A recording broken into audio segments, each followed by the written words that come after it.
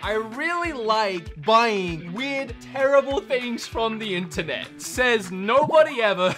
Other than me. I've made a lot of videos like this. Kim and I buy weird accessories for our Switches sometimes, and I buy third-party Nintendo Switch Joy-Cons and controllers sometimes, and this video is kind of a mesh of both, minus Kim. She is like 2 walls over, if it makes you feel any better. She's kind of here. I have bought and spent way too much money on weird and wacky Joy-Cons and Pro Controller type things.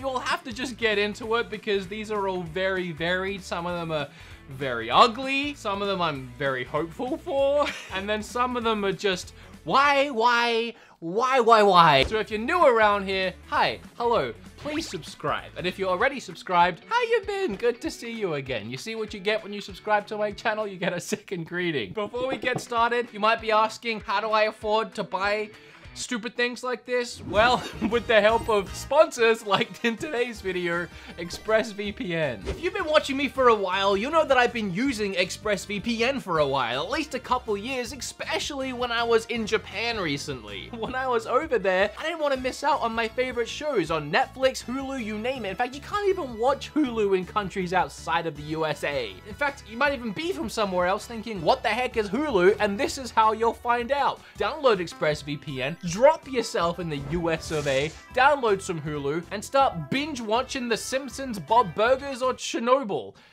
One of those things is not like the other. But of course, a good VPN isn't just for watching things outside of the country. It's also a security measure to protect your own privacy. When you're connected to an unencrypted internet network on your phone, computer, tablet, TV, you're sending out so much of your information just out there unprotected. A VPN, or a virtual private network, creates a security tunnel between your device and the internet. It has faster speeds because ExpressVPN invests in premium servers, 24/7 customer support. It is stupidly easy to use. It is the top-rated VPN provider, and it doesn't store any of your information like some of those other VPNs might do. So if all this sounds good to you, and it really should, you can get 3 months of ExpressVPN for free by clicking my link in the description. Aren't I nice? I had nothing to do with it. This was all ExpressVPN, so thank them. I don't know where to start with all these controllers. I was gonna save these till last because holy moly, these are ugly. But I just realized that I tried testing them earlier and they didn't work because I had to charge them. So I'm really quickly gonna put these on charge now that I've remembered that. So far, probably my favorite third-party Joy-Cons I have found are these, the Hori SplitPad Pro. Big, bulky, cheap feeling, but actually really nice to hold, which simulate the feeling of holding an actual official Pro controller, but these I've been really excited for. They essentially are GameCube controller Joy-Cons. So I really like that they didn't need to be charged up. They actually registered when I clicked them in. You can charge these by just putting them on the Switch and docking it. There's a lot of things running through my brain right now. One, this feels nothing like a GameCube controller. I'm sorry, the actual mold is obviously nothing like a GameCube controller. But the layout of these Joy-Cons obviously replicate a GameCube controller. The first thing is this toggle. It has that same weird ring ribbon. That feels a lot like the GameCube controller. And obviously the C-Stick, while it is a lot bigger, it actually has the same snap as the C-Stick on a GameCube controller. So that is bringing back nostalgia right now. But it's not the nicest feeling stick to have as the camera stick. And then obviously we have this weird button layout of Y, A, B, and X. What does this correlate to? So we'll press X, which should bring up the menu. Okay, the button mapping is the same. It might take a little bit to wrap my head around trying to figure out what button I'm trying to press, but I don't think it would take too much brain power, especially because the button letters match up. The toggles feel great. They don't feel like a GameCube controller. I mean, the GameCube controller has that big squish down. If anything, I actually think these feel nicer than regular Joy-Cons. Yeah, I actually like the click to these a lot more. The D-pad sounds nice.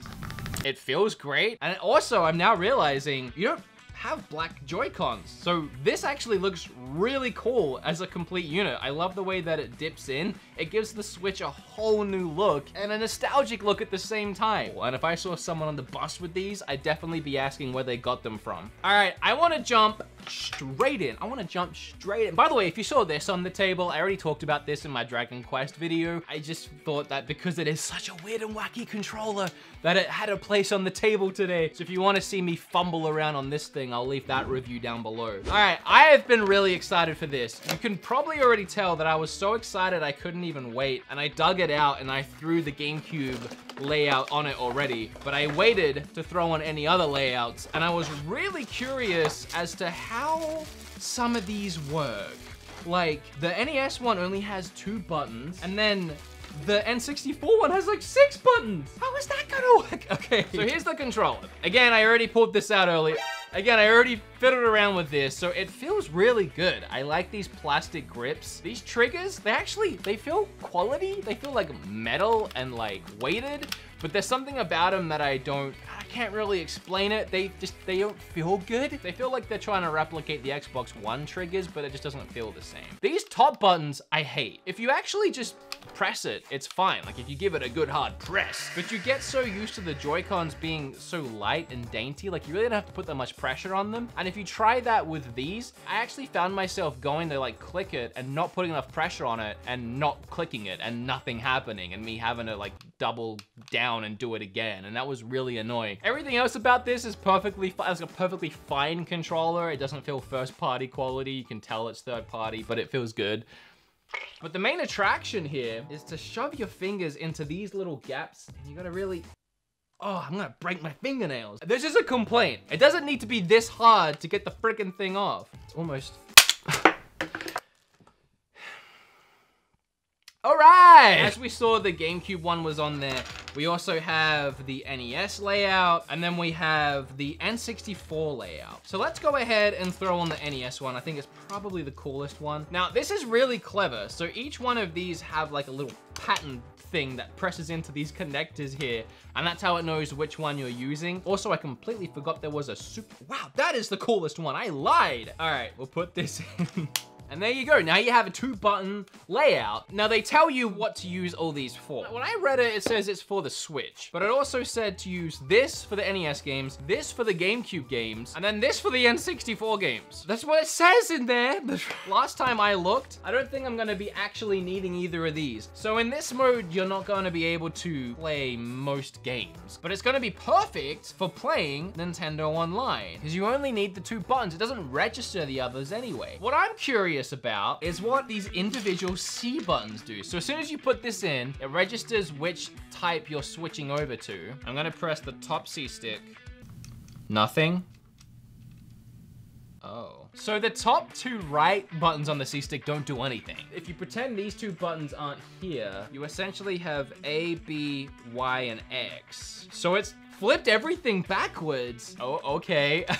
I would be more impressed if there was 64 games on the Switch and this actually was, you know what I mean? But there's not, so I mean, I can't really fault them. It's just weird that they made those 2 buttons like dead buttons. Really, the only reason to get this is for the NES style. I think that's a really cool idea. You get like a full controller, it kind of feels like a Pro controller, but you know, you just have these 2 buttons and it's stylized. I'm just kind of disappointed with the lack of effort in the designs. But I mean, so this is the 8BitDo Lite gamepad. 8BitDo, by the way, if you don't know, 8BitDo does have really good quality. All this other stuff on the table is made by who knows what, who knows who knows where, who knows, probably all gonna break in a week, but 8BitDo is going to last you. So as I said, we should, unless I ran the battery dry. Nope, okay. So this is designed for the Switch Lite.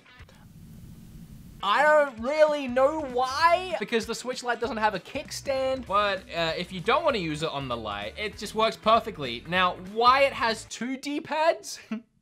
I don't know. I mean, okay, so I do know why. You don't really want a stick poking its way out of here. I mean, you kind of want to keep this thing compact and little. You don't want the controller being bigger than the actual console. So they just threw on 2 D-pads left and right. And I mean, it does make a lot of sense. And other than that, it works like just a little teeny itsy bitsy controller. Your bumper buttons are just these tiny little squares. I love this little thing. It is adorable. With the Switch Lite, I don't understand its practical use, but as far as taking an extra controller around, if you really hate taking off the Joy-Cons, or maybe you're going somewhere where you want to play 2-player, Now I figured out the purpose. It took me a second, but I got there. If you're taking your Switch Lite to a friend's house or your Switch to a friend's house and you want to just slam a controller in your pocket to hand to your friend, and then obviously if you're taking your Switch Lite around and you want to be compact as possible, 2 players, you know, I love this little thing. It just feels quality. It feels like a Nintendo product. Like 8-Bit Dude does things right. What the heck? I kind of get maybe what they were going for. I mean, it kind of adds that level of comfort that the Split Pro Pad Pro, like it honestly does feel the same. And I mean, this part feels sturdy enough, but just wait, because it gets pretty bad. So you put it in like this, it kind of slots down and clicks in with a USB-C right in the bottom. At least it automatically connects. Like it's all just gonna work right away. This thing was off before. My biggest issue is the fact that of this. I don't think it'll fall out. I'm kind of scared to really give it a shot, but it doesn't fit in nicely. I think the use of like rubber inserts like the Satisfy Grip utilizes would have gone a long way to just secure this thing and make you feel a lot safer about having your Switch in there. But I guess it's not a big deal at the end of the day. There is bigger issues at work here. I kind of like how massive these analog sticks are. They feel like they have so much room to spin around. They also kind of feel like I could easily break them, but I don't think they will break. They're just really big. The D-pad is trash. This is the worst D-pad I think I've ever felt. It's spongy. Down and right feel like they just sink into the controller. The top and the left feel like they have give and a click behind them, and they don't go all the way in, but the bottom right feels spongy. The buttons also feel a little like, well, B and Y feel good, X just feels loose, and A feels good too, so I guess just X feels loose. It's just really rattly and cheap feeling, and I don't understand the purpose. It's kind of like getting third-party Joy-Cons, but you're afraid of losing one of them, so you kind of want this big bar that goes across it. It kind of makes it look like a weird tablet gaming system from about 10 years ago. The LeapPad, that's what it's reminding me of. It's like they've taken a LeapPad and they've sprayed it black to kind of make it look cooler. I will say it's comfortable. There's something about this friggin' thing that can't be beat though. And I know what it is. It's more comfortable than this, and you get to use the actual Nintendo hardware. I do love all of this. I love all these different things, all their different looks, aesthetics. That's the thing I really like about the Switch and Nintendo. You get all these cool accessories you just don't get on other systems, which is what makes these videos so fun.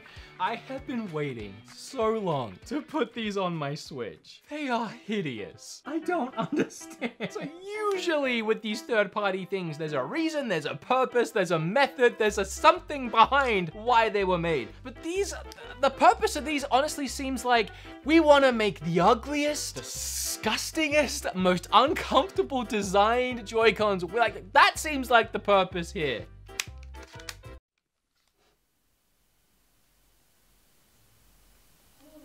Oh no, I like it.